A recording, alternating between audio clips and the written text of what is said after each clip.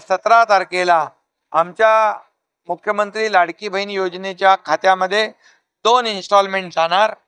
ह्या खात्यात पैसे गेल्यावर जे विरोधक तोंडघशी पडतील, विरोधकांचे डोळे पांढरे होतील आणि हीच भीती त्यांना झालेली आहे। त्यांच्या छातीत धडकी भरली आहे।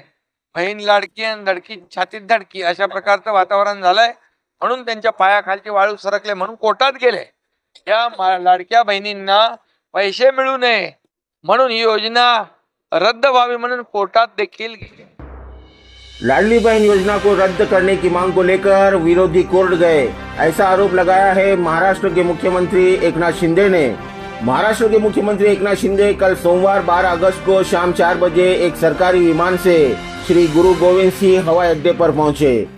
इस मौके पर जिला प्रशासन की ओर से पुलिस सलामी देकर उनका स्वागत किया गया। मुख्यमंत्री एकनाथ शिंदे सोमवार को हिंगोली जिले में आयोजित कावड़ यात्रा में शामिल होने के लिए नांदेड़ और हिंगोली जिले के दौरे पर आए हुए थे। इस समय उन्होंने पत्रकारों को मराठा आरक्षण, मुख्यमंत्री लाडली बहन योजना के ताल्लुक से बातचीत की। एकनाथ शिंदे ने पत्रकारों को बताया है कि लाडली बहन योजना के 2 इंस्टॉलमेंट आने वाले 17 अगस्त को सभी के अकाउंट में जमा होंगे। इससे विरोधियों की नींद उड़ गई है और इसी वजह से वो लाडली बहन योजना को रद्द करने की मांग को लेकर कोर्ट गए, ऐसा आरोप महाराष्ट्र के मुख्यमंत्री एकनाथ शिंदे ने लगाया है।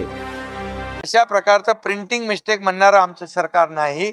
यामध्ये पूर्णपणे या 17 तारखेला आमच्या मुख्यमंत्री लाडकी बहीण योजनेच्या खात्यामध्ये 2 इन्स्टॉलमेंट जाणार आणि ही योजना जी आहे ही योजना परिपूर्ण योजना आम्ही बनवली। याचं पूर्ण पैशाचं प्रोव्हिजन केलेलं आहे।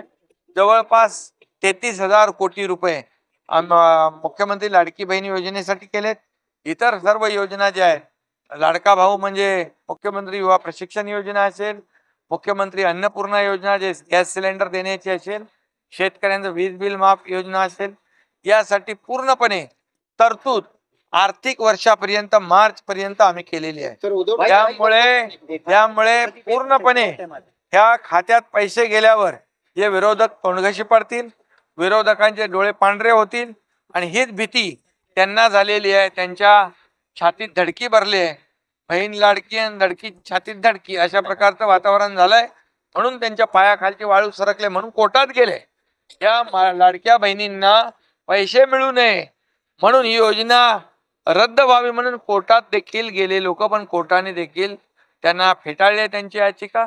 पूर्णपणे मुख्यमंत्री लाडकी बहीण योजना ही निवडणुकीसाठी आम्ही केलेली नाही, याची तयारी जवळपास 8-10 महीन्यापासून आम्ही करतोय। देखने के लिए हमारे चैनल को लाइक और सब्सक्राइब कीजिए।